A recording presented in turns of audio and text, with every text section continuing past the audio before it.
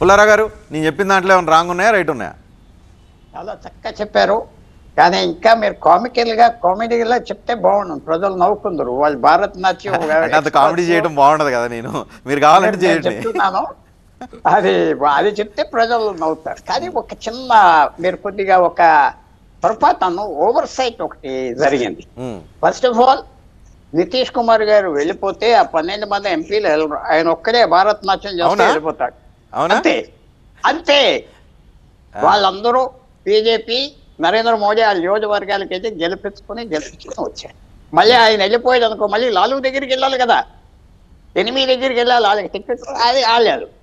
సరే, చంద్రబాబు నాయుడు గారి దగ్గరికి వచ్చి చంద్రబాబు నాయుడు గారు కూడా వాళ్ళ సోదరులు ఏమంటారంటే, నాతో ఆయన ఎప్పుడన్నా గవర్నమెంట్ బిట్రే చేయలేదు కదా, గవర్నమెంట్ ఫుల్ అథారిటీ ఉన్నప్పుడు వెళ్ళిపోయాడు 2018లో, అదే పర్లేదు.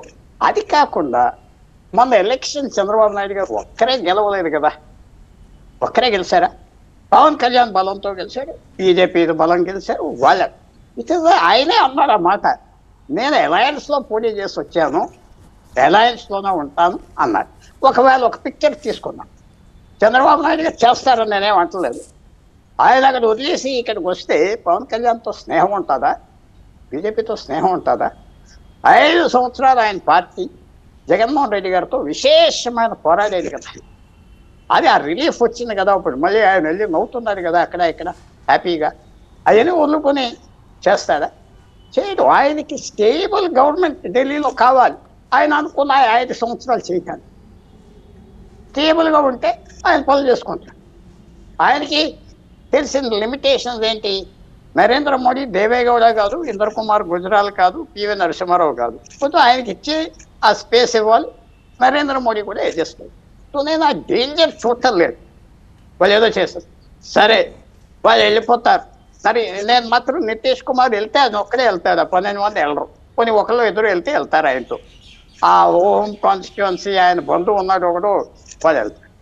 ఇలా ఆల్రెడీ నిన్న రాత్రి నుంచి 10 మంది మళ్ళీ జాయిన్ అవ్వారు కదా.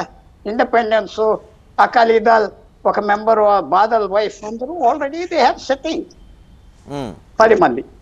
తర్వాత ఒక రిజర్వ్ 4 ఓట్లు ఉన్నాయి కదా. చంద్రబాబు నాయుడు గారు వెళ్ళిపోతే ఒక వ్యక్తికి 4 ఎంపీలు ఉన్నారు కదా, వాళ్ళు రారా? వాళ్ళు రారా? అప్పుడు దాకుంటారా, మధ్యలోనే వస్తారా? ఇప్పుడే చెప్పండి, వాళ్ళు రారా? మీరు అల్లారు, అప్పుడు దాకా మధ్యలోనే వస్తారా అంటున్నా నేను.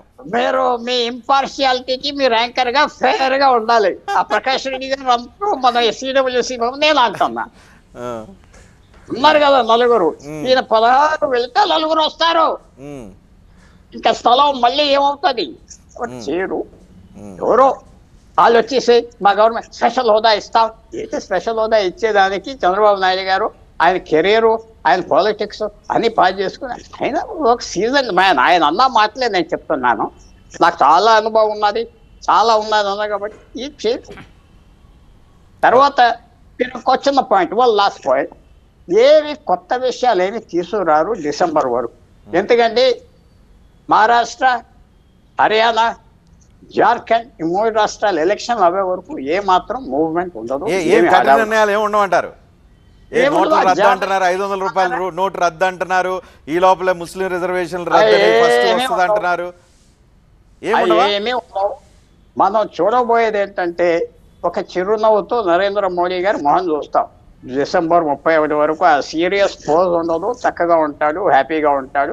అప్పుడప్పుడు అపోజిషన్ దెబ్బలేస్తూ ఉంటాడు. స్ట్రీట్ ఆయన జవహర్లాల్ నెహ్రూ లాగా ఆక్స్ఫర్డ్ నుంచి రాలేదు కదా, కింద స్థాయి నుంచి వచ్చేది కదా. కింద స్థాయి నుంచి వచ్చినవాడు తిరిగితే ఊరుకుంటాడా? అది ఆయన తిరిగి చెందుతాడు. కాబట్టి అవన్నీ మనం చూస్తాం. బట్ నథింగ్, చాలా కేర్ఫుల్గా మేనేజ్ చేసుకుంటారు. నితీష్ కుమార్ అండ్ చంద్రబాబు నాయుడు వాళ్ళకి ఎంతో జ్ఞానం ఉన్నది, వాళ్ళు చాలా జాగ్రత్తగా ఆలోచించుకుంటారు. అండ్ అది వరకు నేను ప్రాబ్లం చూడలేదు.